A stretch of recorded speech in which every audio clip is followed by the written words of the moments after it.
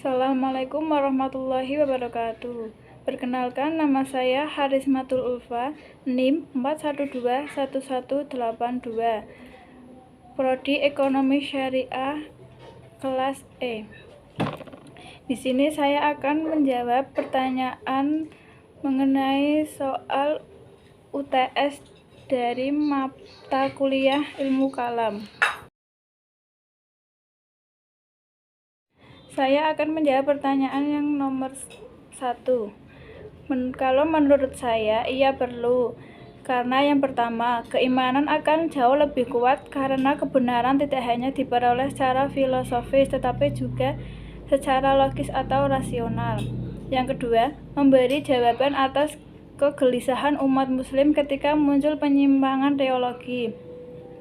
Ketiga, ilmu kalam dapat memperkokoh ajaran Islam normatif yang meliputi Islam, iman, dan ihsan. Gunanya ilmu kalam juga penting untuk menguraikan dalil-dalil, juga menjelaskan kebenaran Islam sesuai Al-Quran dan Sunnah. Ilmu kalam juga mampu membantu umat Islam untuk mengetahui hakikat adanya Allah Subhanahu wa Ta'ala beserta kekuasaannya dan keluasan ilmunya. Dengan perantara ilmu kalam ini, keimanan seorang menjadi lebih mantap dan tidak goyah. Metode yang tepat untuk menerapkan ilmu kalam kepada masyarakat agar tidak salah dalam memahami konsepnya adalah dengan dalil nakli atau Al-Quran dan hadis, dan dalil akli atau pola pikir dan logika. Dengan membaca Al-Quran dan hadis dan dikaji secara seksama, kemudian diamalkan kepada manusia. Saya akan menjawab pertanyaan atau soal yang kedua. Persamaan ilmu kalam, ilmu filsafat, dan ilmu tasawuf. Persamaan. Objek kajian ilmu kalam adalah ketuhanan dan segala sesuatu yang berkaitan dengannya. Objek kajian filsafat adalah masalah ketuhanan di samping masalah alam, manusia, dan segala sesuatu yang ada. Sementara itu, objek kajian tasawuf adalah Tuhan, yakni upaya-upaya pendekatan terhadapnya. Jadi, dilihat dari aspek objeknya, ketika ilmu itu harus membahas masalah yang berkaitan dengan ketuhanan. Baik ilmu kalam, filsafat, atau tasawuf berurusan dengan hal yang sama, yaitu kebenaran. Ilmu kalam dengan metodenya sendiri berusaha mencari kebenaran tentang Tuhan dan yang berkaitan dengannya. Filsafat dengan wataknya sendiri pula berusaha menghampiri kebenaran, baik tentang alam maupun manusia atau tentang Tuhan. Sementara itu, tasawuf juga metodenya yang tipikal berusaha menghampiri kebenaran yang berkaitan dengan perjalanan spiritual menuju Tuhan. Selanjutnya ada perbedaan. Perbedaan di antara ketiga ilmu atau ilmu kalam, ilmu filsafat, dan ilmu tasawuf terletak pada aspek metodologinya. Ilmu kalam sebagai ilmu yang menggunakan logika, berfungsi juga untuk mempertahankan keyakinan ajaran agama yang sangat tampak nilai-nilai apologinya. Pada dasarnya, ilmu kalam ini menggunakan metode atektika atau jadaliyah, yang dikenal juga dengan istilah dialog keagamaan. Sebuah dialog keagamaan, ilmu kalam berisi keyakinan-keyakinan kebenaran agama yang dipertahankan melalui argumen nasional. Sementara itu, filsafat itu sebuah ilmu yang digunakan untuk memperoleh kebenaran rasional. Metode yang digunakannya pun adalah metode rasional. Filsafat menghampiri kebenaran dengan cara menuangkan atau menggambarkan atau mengenalkan akal budi secara radikal atau mengakar, dan integral atau mengalami, serta universal atau menyeluruh. Tidak merasa terikat oleh ikatan apapun, kecuali oleh ikatan tangannya sendiri yang bernama logika. Adapun ilmu tasawuf adalah ilmu yang lebih menekankan rasa daripada rasio, sebagai sebuah ilmu yang prosesnya diperoleh dari rasa. Ilmu tasawuf bersifat sangat subjektif, yakni sangat berkaitan dengan pengalaman seseorang. Selanjutnya ada korelasi. Yang pertama yaitu 1. Ilmu kalam. Objek kajiannya ketuhanan dan segala yang berkaitan dengannya. Sumber logika. Metodenya metode dialektika atau jadaliyah atau dialog keagamaan. Kedua, tasawuf. Objek kajiannya ketuhanan dan upaya-upaya pendekatan kepadanya kalbu. Metodenya rasa, riyadhah, dan pengalaman. Yang ketiga, ilmu filsafat. Objek kajiannya ketuhanan, di samping masalah alam, manusia, dan segala sesuatu yang ada. Sumber akal atau logika. Metode yaitu metode rasional. Saya akan menjawab soal yang nomor ketiga.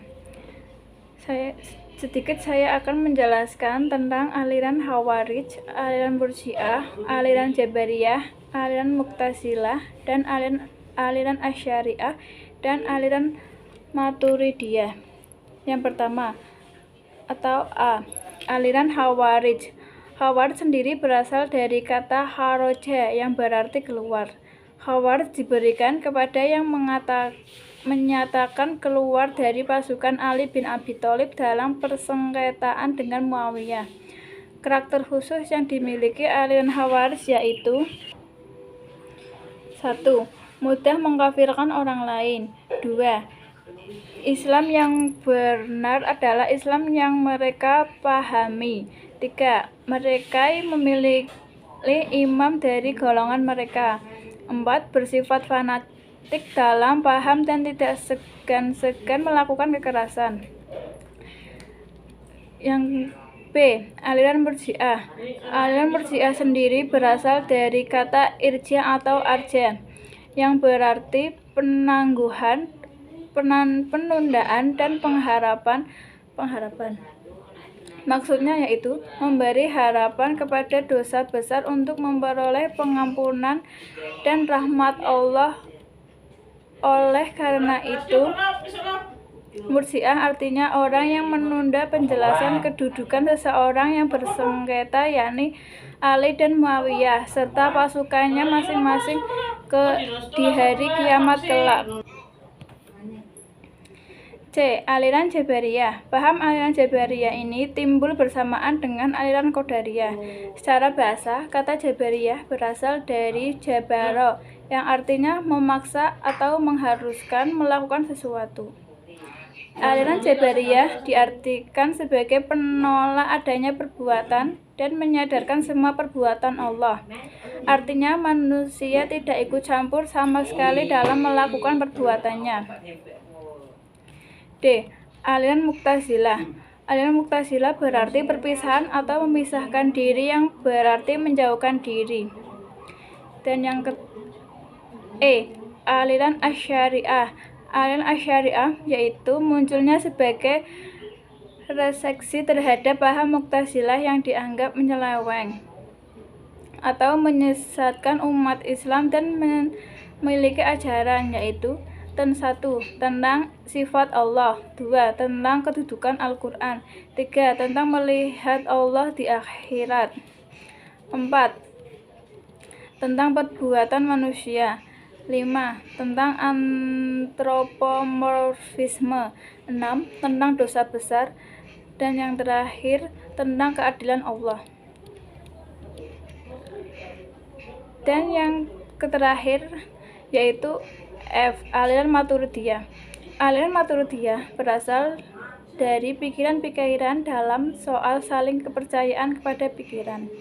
Tukeran ilmu Abu Hanafi yang tercantum dalam kitab Al-Fiqh Al-Akbar dan Al-Fiqh Al-Abbas memberikan ulasannya terhadap kitab-kitab tersebut. Aliran yang mendominasi di negara Indonesia yaitu aliran Qadariyah dan aliran Jabariyah. Karena pembalasannya itu Qadariyah secara etimologi berasal dari bahasa Arab atau negara yang bermakna kemampuan atau kekuatan apapun secara etimologis. Secara etimologis istilah adalah kekuasaan aliran yang dicapai bahwa segala tindakan manusia tidak dicampuri oleh Allah, dan kebanyakan itu aliran Qadariyah ini dipercaya oleh masyarakat Indonesia.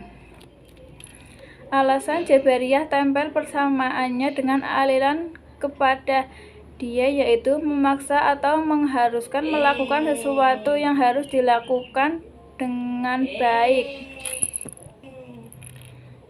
dan benar. Contoh, menolak adanya perbuatan dan biarkan semua perbuatan Allah. Saya akan menjawab soal yang terakhir atau yang keempat. Perbandingan antara aliran tentang pelaku dosa besar. 1.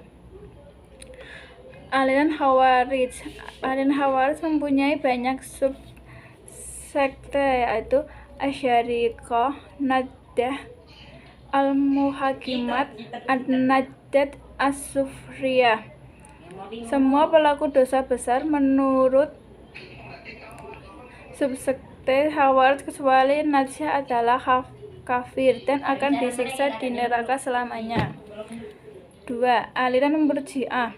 Aliran Murji'ah terbagi atas 2 subjektif, yaitu pertama, Murji'ah ekstrim. Mereka berpendapat pelaku dosa besar tidak akan disiksa di neraka. Kemudian yang kedua yaitu aliran Murji'ah moderat. Mereka berpendapat pelaku dosa besar tidaklah menjadi kafir. Meskipun mereka disiksa di neraka, ia tidak kekal di dalamnya. 3. Aliran Mu'tazilah. Menurut pendapat Mu'tazilah, setiap pelaku dosa besar mereka berada di posisi tengah antar mukmin dan kafir. Jika pelakunya meninggal dunia dan belum sempat bertobat, ia dimasukkan ke dalam neraka selama-lamanya. 4. Aliran Asy'ariyah. Asy'ariyah sebagai sewakil ahlu sunnah tidak mengkafirkan orang-orang yang sujud ke Baitullah walaupun melakukan dosa besar seperti berzina dan mencuri. 5. Aliran Maturidiyah. Aliran Maturidiyah baik Samarkand dan sepakat menyatakan bahwa pelaku dosa besar masih tetap mukmin karena adanya keimanan dalam dirinya. Yang 6. Aliran Asy'ariyah. Zaidiyah, penganut syariah, percaya bahwa orang yang melakukan dosa besar akan kekal di neraka jika ia bertobat dengan tobat yang sesungguhnya. B. Perbandingan antara aliran tentang imam dan kufur. 1. Aliran Khawarij. Aliran Khawarij itu imam dalam pandangan Khawarij tidak semata-mata percaya kepada Allah. Mengajarkan segala kewajiban pemerintah agama juga merupakan bagian dari keimanan.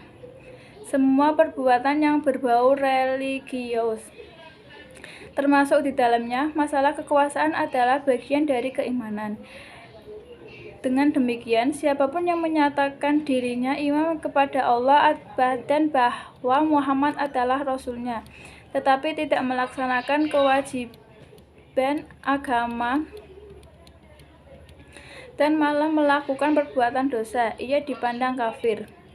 2. Aliran Murji'ah. Untuk Murji'ah yang ekstrim, mereka berpandangan bahwa keimanan terletak di dalam kalbu. Adapun ucapan dan perbuatan tidak selamanya menggambarkan apa yang ada di dalam kalbu. Murji'ah moderat. Mereka berpendapat bahwa pelaku dosa besar tidaklah menjadi kafir. Meskipun disiksa di neraka, ia tidak kekal di dalamnya, bergantung pada dosa yang dilakukannya. 3. Aliran Mu'tazilah. Seluruh pemikir Mu'tazilah sepakat bahwa amal perbuatan merupakan salah satu unsur terpenting dalam konsep keimanan. Bahkan hampir mengaitkannya dengan imam. Ini mudah dimengerti karena konsep mereka tentang amal sebagai bagian penting keimanan memiliki keterkaitan langsung dengan masalah janji dan ancaman yang merupakan salah satu dari Pancasila, Mu'tazilah. Yang keempat, aliran Asy'ariyah.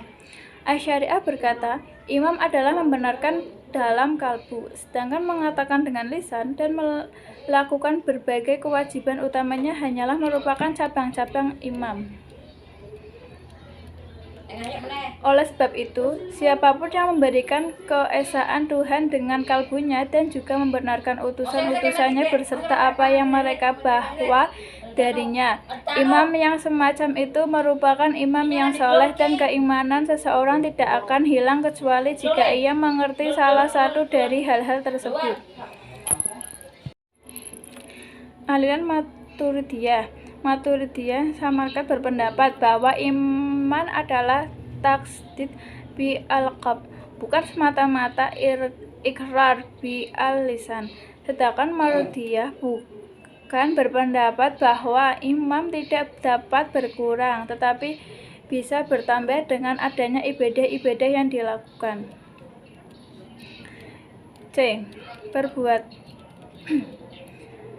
Perbandingan antara aliran tentang perbuatan Tuhan dan perbuatan manusia.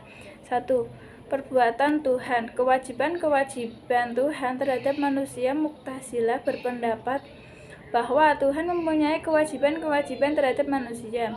Baik kaum Asy'ariyah paham Tuhan mempunyai kewajiban tidak dapat diterima, karena hal itu bertentangan dengan paham kekuasaan dan kehendak mutlak Tuhan yang mereka anut. Kaum Maturidiyah golongan bukan sepaham dengan kaum Asy'ariyah.